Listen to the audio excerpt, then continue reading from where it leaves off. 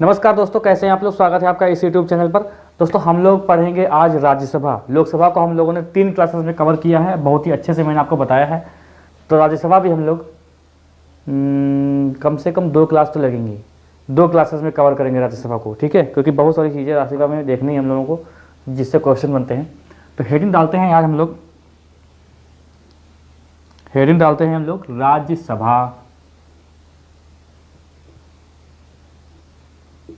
राज्यसभा अनुच्छेद 80 की बात है भाई, कि अनुच्छेद 80 में राज्यसभा के गठन के बारे में बात की गई है, इसके निर्वाचन के बारे में बात की गई है, इसमें कितने सदस्य होते हैं इसके बारे में बात की गई है, ठीक है। राज्यसभा को उच्च सदन भी कहा जाता है और स्थायी सदन भी कहा जाता है। उच्च सदन का मतलब ये नहीं होता है कि लोकसभा से ये ज़्यादा ताकतवर है, ज़्यादा पावरफुल है। लोकसभा के आगे कुछ नहीं है। लेकिन राज्यसभा मतलब यह है कि इसमें जो आयु होती है सदस्य बनने की, कम से कम 30 वर्ष होती है, इसीलिए इसको बोलते हैं उच्च सदन। क्या बोलते हैं भाई? उच्च सदन बोलते हैं। स्थायी सदन इसलिए बोलते हैं क्योंकि इसको भंग नहीं किया जाता, ये परमानेंट चलती ही चली आ रही है। इसके सदस्य रिटायर होते हैं, लेकिन जैसे लोकसभा भंग नहीं होती है, ऐसे राज्यसभा भंग नहीं होती है। लोकसभा में क्या होता है कि लोकसभा के जो सदस्य होते हैं वो अपने क्षेत्र के जो लोग होते हैं उनका प्रतिनिधित्व करते हैं। राज्यसभा के सदस्य क्या करते हैं? उस राज्य का प्रतिनिधित्व करते हैं, ठीक है। ओवरऑल की बात कही जाए तो लोकसभा ज़्यादा पावरफुल होती है। उच्च सदन का मतलब ये होता है कि इसमें जो लोग होते हैं वो वरिष्ठ होते हैं, मतलब कम से कम 30 साल की उम्र होनी चाहिए, तब आप राज्यसभा के सदस्य बनने योग्य हैं। समझ गए कि नहीं? तो सबसे पहले बात कर लेते हैं हम लोग सदस्य की। तो सबसे ज़्यादा क्वेश्चन बनने वाला वो ये है कि चाहे लोकसभा हो चाहे राज्यसभा हो, सबसे ज़्यादा क्वेश्चन बनता है कि कितने सदस्य होते हैं। तो बस सिंपल सी बात है, आइए देख लेते हैं। 2 प्रकार से देखेंगे, इसका कॉलम बनाएंगे 2 प्रकार से। एक तो है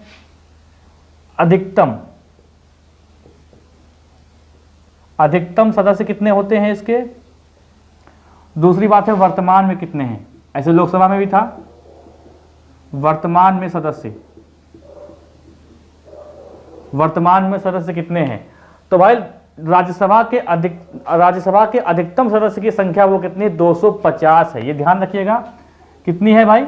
250। और वर्तमान में कितने हैं? 245 सदस्य हैं वर्तमान में। समझ गए कि नहीं? जब क्वेश्चन आपके पास आएगा तब आप ये जान लीजिएगा कि अधिकतम पूछा गया है कि वर्तमान में पूछा गया है, ठीक है। चलो अब यहां पर देखो क्या होता है कि 238 निर्वाचित होते हैं कुल, और 12 मनोनीत होते हैं।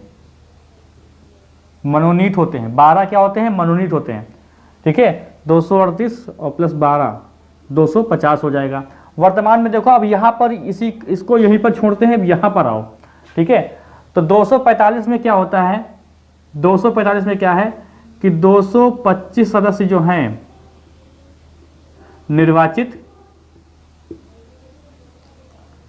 नहीं कितने हो जाएंगे भाई? 225 नहीं, 233, सॉरी 233। अभी 225 को भी देखेंगे, ठीक है। पहले 233 देखो। 233 सदस्य जो हैं निर्वाचित होते हैं भाई, और 12 मनोनीत होते हैं। 12 मनोनीत किए जाते हैं, तो हो गए ना? हाँ ठीक है। अब मनोनीत किए जाते हैं तो वो कौन कौन से क्षेत्र से होते हैं ये जान लो, ये क्वेश्चन आ जाता है कभी कभी। तो देखिए, साहित्य से होते हैं, साहित्य से जुड़े हों, ठीक है। विज्ञान से जुड़े हों, कला से जुड़े हों। कला मतलब यहां से स्किल का मतलब है, स्किल, ठीक है। कला से मतलब किसी भी चीज में प्रवीण होना, ठीक, कला हो। और समाज सेवी।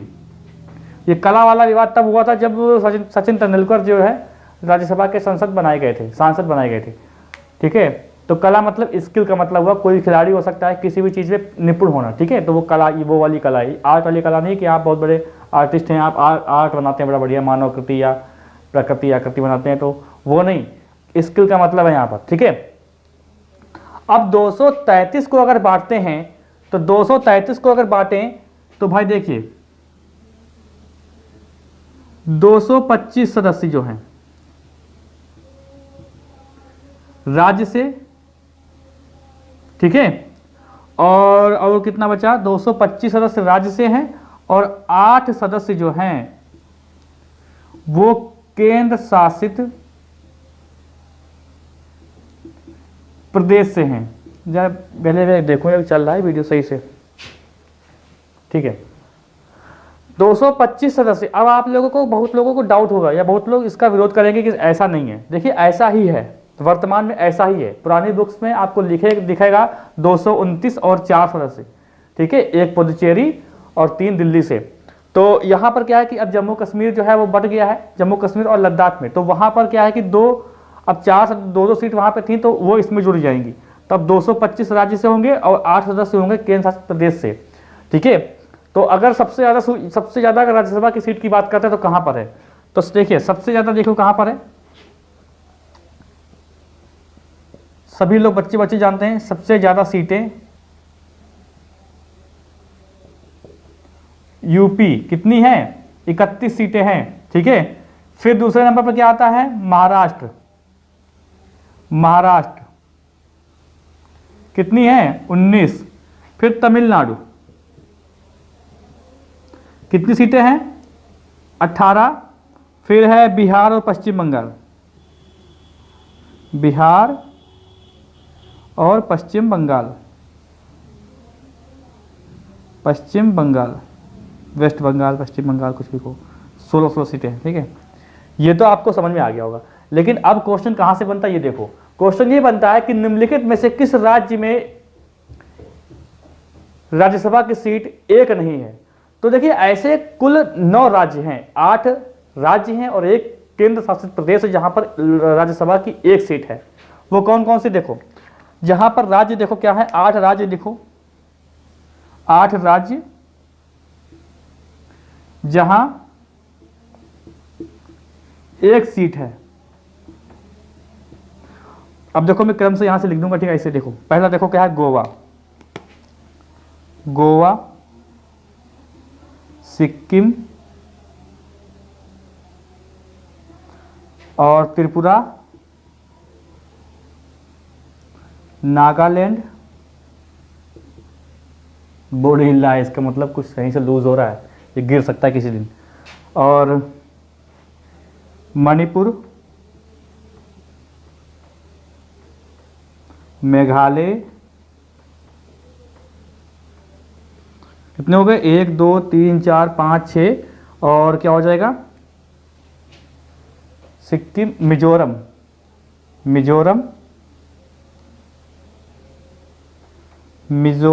और अरुणाचल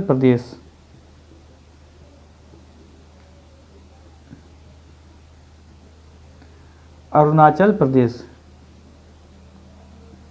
देखो जहां पर ये राज्य है ना, वहां पर वो भी आता है, असम भी आता है। तो आपको कंफ्यूज करने के लिए बस इतना दे देगा कि ये 3 ऑप्शन देगा, बीच में डाल देगा असम, ठीक है।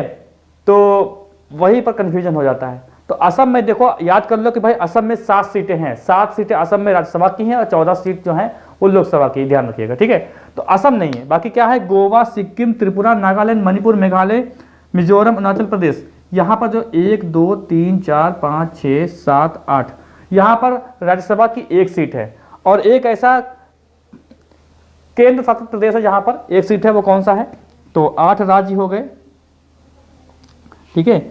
और एक क्या है, पुदुचेरी, जहां पर 1 सीट है।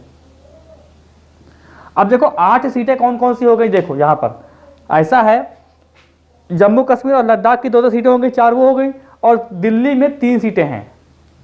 अगर केंद्र शासित प्रदेश की बात करें कि राज्यसभा की सीटें सबसे ज़्यादा कहाँ पर है केंद्र शासित प्रदेश में, तो दिल्ली, क्योंकि दिल्ली में कहाँ है, दिल्ली में 3 सीटें हैं, पुडुचेरी में 1 सीटें हैं, ठीक है, और 2 वहाँ पर हो गए, तो कितना हो गया, 8 हो गए, 4 वो और 4 ये, 8 हो गई सीटें, ठीक है। तो आप इतनी चीज़ों का स्क्रीनशॉट लो, फिर आगे चलते हैं, ठीक है। कुछ रह तो नहीं गया, ठीक है। तो अधिकतम संख्या 250 और वर्तमान में 245 सदस्य हैं। अच्छा, आपके दिमाग में भी आ रहा होगा कि सर दो ही राज्य में, दो ही केंद्र शासित प्रदेश में क्यों राज्यसभा की सीटें हैं, बाकी तो और भी तो हैं, अंडमान निकोबार है, ठीक है, लक्षद्वीप है, वहां पर क्यों नहीं है भाई? तो अभी बात करते हैं, देखो इसके बारे में। देखो ऐसा है, इसके निर्वाचन की प्रक्रिया समझो क्या है, इसके निर्वाचन की जो प्रक्रिया है वो समझो क्या कहती है। निर्वाचन में क्या होता है कि ये एक सामान्य जो प्रत्यक्ष रूप से जो वोट होता है ना, जो हम लोग देते हैं लोकसभा में, वैसा नहीं होता है। इसके वोट जो इसके सांसद जो होते हैं, इनको चुनने के लिए जो विधायक होते हैं वो वोट करते हैं। इसीलिए बाकी सारे राज्य, बाकी जो केंद्र शासित प्रदेश है, वहां पर के जो सदस्य हैं वो राज्यसभा सदस्य नहीं बनते हैं, उनके वहां पर सीट नहीं है, क्योंकि जब चुनेंगे ही नहीं, वहां पर जब कोई विधायक ही नहीं तो चुनेंगे कैसे वो, ठीक है। अब इसके निर्वाचन की बात समझो क्या कहता है। निर्वाचन देखो क्या कहता है, ये देखो निर्वाचन क्या कहता है। सभी विधानसभाओं के निर्वाचित सदस्य, सभी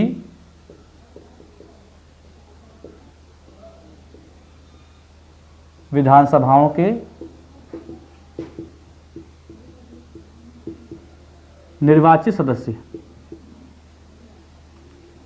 वोट करेंगे। सदस्य जो हैं, सभी विधानसभाओं के निर्वाचित सदस्य, ठीक है,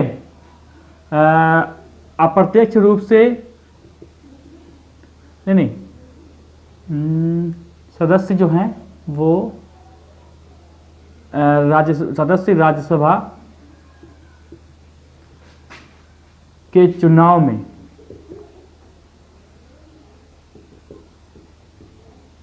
हिस्सा लेंगे। और प्रक्रिया क्या है? प्रक्रिया देखो क्या है, वो है आनुपातिक प्रतिनिधि प्रणाली। आनुपातिक प्रतिनिधि प्रणाली, अब इसको समझाता हूं मैं क्या। और दूसरा क्या है? एकल संक्रमणीय पद्धति, ठीक है, एकल संक्रमणीय व अप्रत्यक्ष रूप से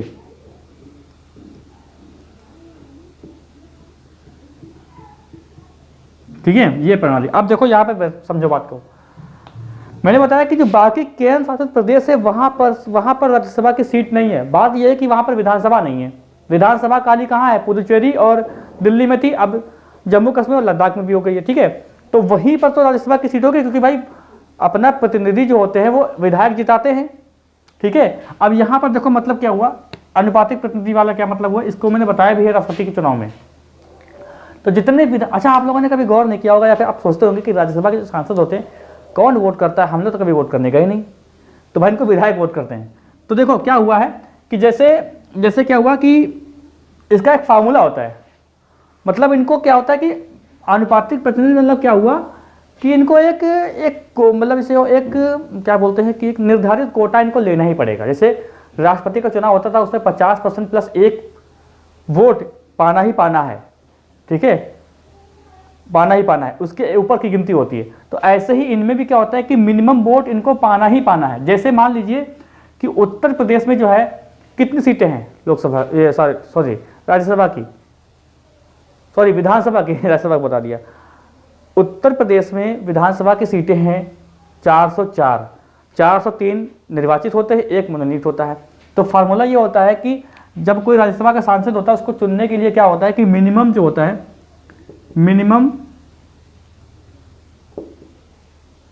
मिनिमम वोट क्या होता है, उसका फार्मूला ये होता है कि MLA अपान 1 प्लस जितने सीटों पे चुनाव हो रहा है, देखो जितने सीटों पे चुनाव हो रहा है, ठीक है, जितनी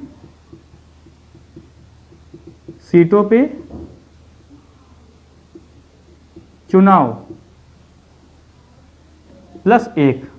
देखो यहां पर भी आपको समझ में आ जाएगा। ऐसा है जैसे यूपी में कितनी राज्यसभा की 31 सीटें हैं, तो 31 सीटों पे एक साथ चुनाव नहीं होता। जैसे 2019 में चुनाव हुआ था तो 10 सीटों पे चुनाव होता है। ऐसा होता है कि 3-3 बांट दिए जाते हैं। जैसे यूपी में चुनाव जब होता है राज्यसभा का, तो 10 + 10 + 11, तो पहले इनकी सीट पर, फिर अगले बार इनकी सीट पर 10 सीटों पर, फिर अगली बार 11 सीट पर। ये नियम चलता है, हर जगह यही नियम चलता है।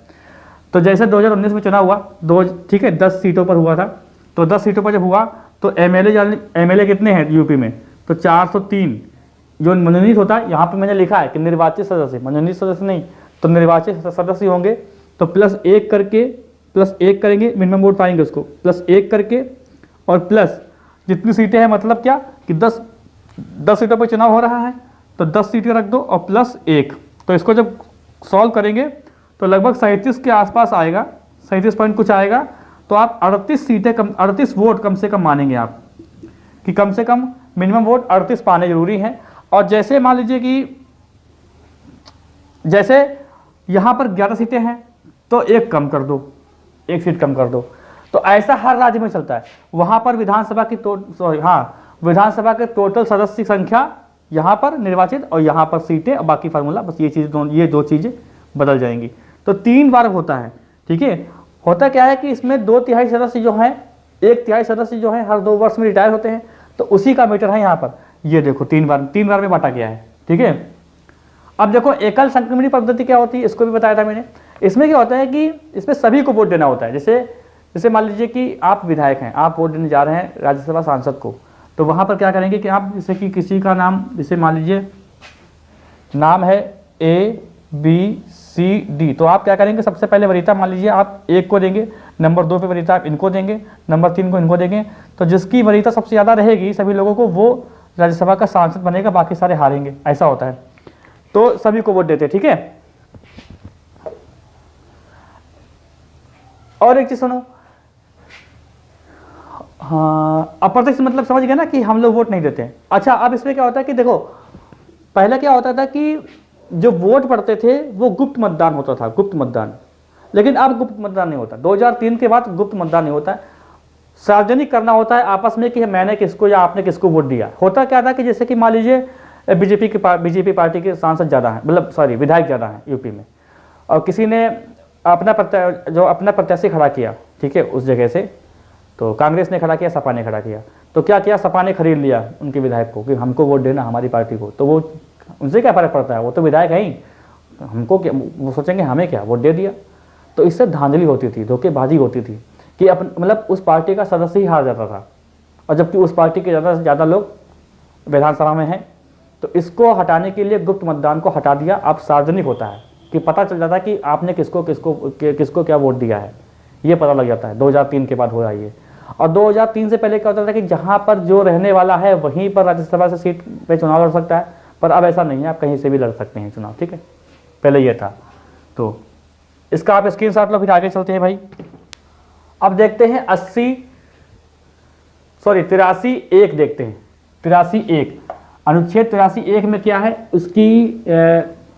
इसके बारे में क्या लिखा गया है कि राज्यसभा जो है वो एक स्थायी सदन है। इसका कार्यकाल कितना है, कार्यकाल इसका जानते हो कितना है, 6 वर्ष। सदस्यों का कार्यकाल कितना होता है, 6 वर्ष होता है, ठीक है। ये 83(3) में बताया गया है कि राज्यसभा जो है स्थायी सदन है। अच्छा, ये क्वेश्चन खूब बनता है कि राज्यसभा क्या बोलते हैं, राज्यसभा कितने साल में भंग हो सकती है, राज्यसभा को कौन भंग कर सकता है, ठीक है। ये बताया जाता है कि राज्यसभा का कार्यकाल कितना होता है। ऐसे हाँ, राज्यसभा का कार्यकाल कितना होता है, राज्यसभा का कार्यकाल तो अनिश्चित कार्यकाल है, उसके सदस्यों का कार्यकाल होता है 6 वर्ष का, ठीक है। तो सदस्यों का जो कार्यकाल होता है, अरे यार, सदस्यों का कार्यकाल 6 वर्ष। सदस्यों का कार्यकाल कितना होता है, 6 वर्ष होता है, ठीक है। और प्रत्येक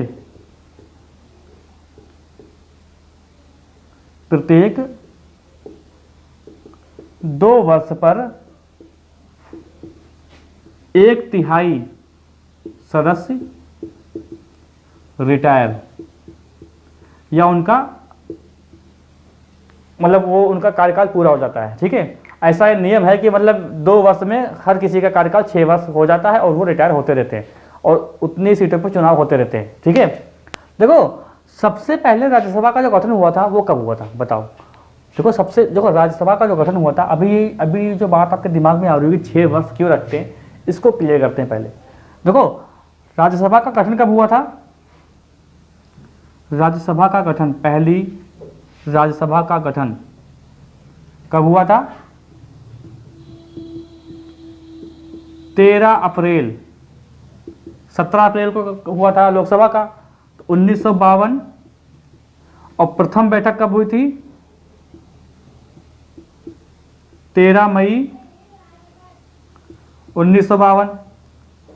अच्छा एक क्वेश्चन और बनता है, state of counselling, sorry council of state, council of state किसे कहते हैं, राज्यसभा को कहते थे। फिर इसका नाम बदलकर क्या कर दिया गया था, 1954 में कर दिया गया था इसका नाम बदलकर राज्यसभा।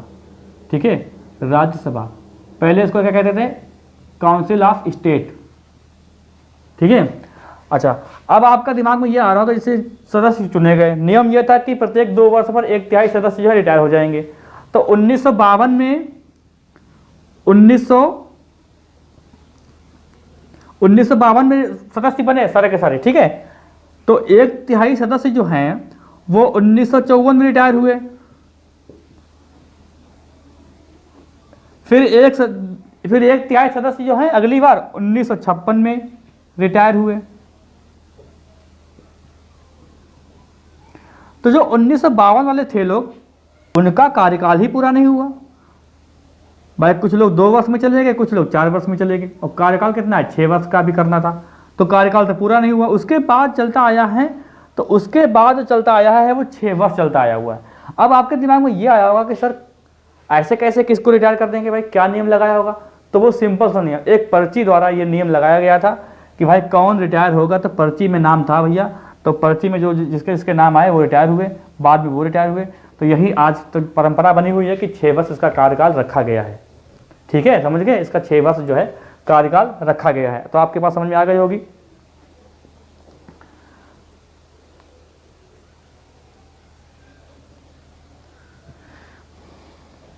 देखो 4 प्रधानमंत्री ऐसे हुए हैं जो राज्यसभा सांसद थे या राज्यसभा सदस्य।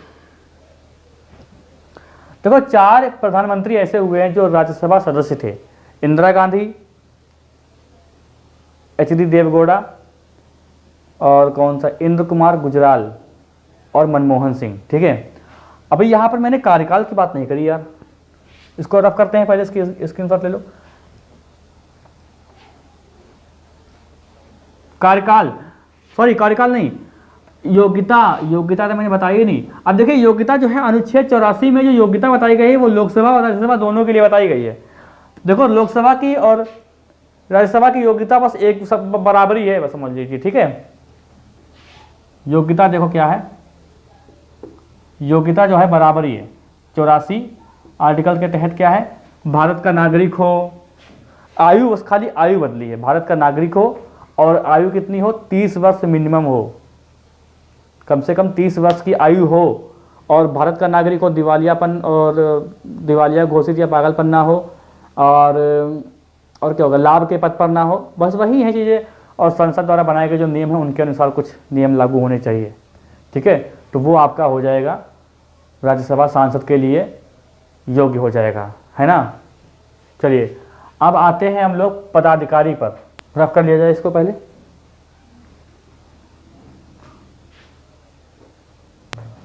पदाधिकारी में सबसे पहले देखते हैं सभापति। राज्यसभा का सभापति कौन होता है, राज्यसभा का सभापति, इसके लिए 2 आर्टिकल दिए गए हैं। इसके लिए क्या दिए गए, 2 आर्टिकल दिए गए। एक तो आर्टिकल 89 में बात की गई है, अनुच्छेद 89 और 64, अनुच्छेद 64, इन दोनों में कहा गया है कि जो उपराष्ट्रपति होगा वो राज्यसभा का सभापति होगा। ये कौन है, उपराष्ट्रपति, उपराष्ट्रपति राज्यसभा का, ठीक है, सभापति। अनुच्छेद 89 और अनुच्छेद 64।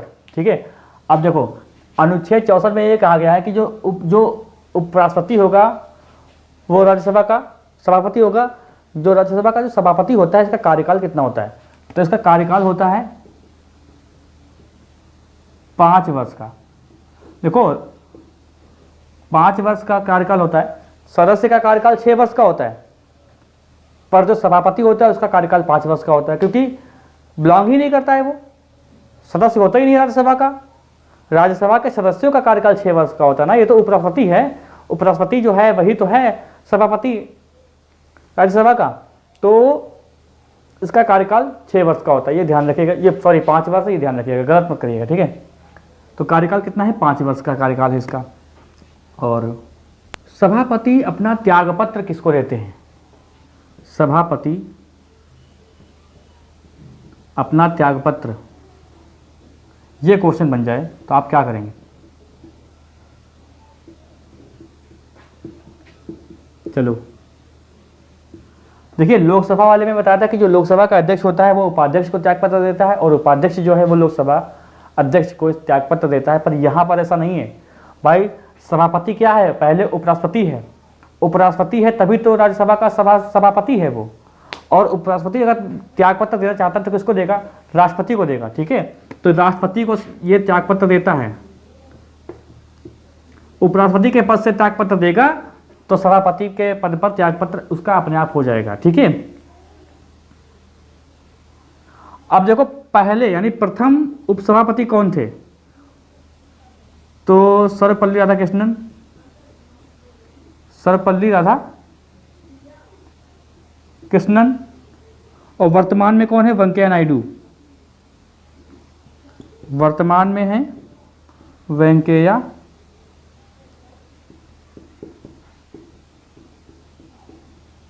नायडू। कार्य क्या इसके होते हैं? कार्य बस यही है। देखो कार्य इसमें क्या होते हैं कि जो लोकसभा का जो अध्यक्ष का जो कार्य होता है बस वही कार्य होता है, जैसे कि सदन की कार्यवाही का संचालन करना। ठीक है, अगर कोरम पूरा ना हो तो उसको उस सदन को स्थगित कर देना।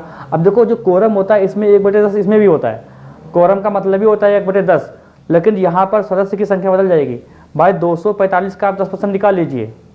ठीक है, यानी कम से कम 25 जो हैं सदस्य होने चाहिए। अगर नहीं होते सदन में तो सदन को स्थगित कर सकते हैं। ये कौन? सभापति। ठीक है, लेकिन इनके पास एक पावर नहीं होती। जब संयुक्त अधिवेशन होता है तब उसकी अध्यक्षता लोकसभा अध्यक्ष ही करेगा। बस ये नहीं करेंगे वो अध्यक्षता, लोकसभा अध्यक्ष करेगा, क्योंकि संयुक्त अधिवेशन राज्यसभा और लोकसभा मिलकर करते हैं, तो उसकी अध्यक्षता लोकसभा स्पीकर करते हैं। ठीक है, तो ये बात आपको समझ, ये इनके कार्य हैं, ये आपके कार्य समझ जाएंगे। पहले इसका स्क्रीनशॉट लो तो आगे चलते हैं हम लोग, फिर देखते हैं और क्या क्या चीजें हैं।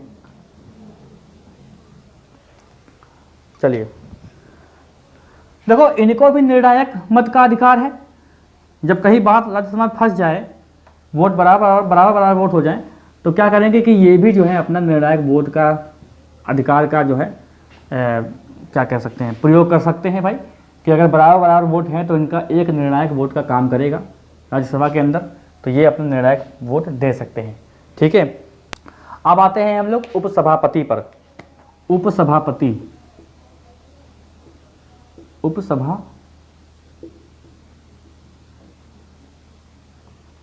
ठीक है, उपसभापति।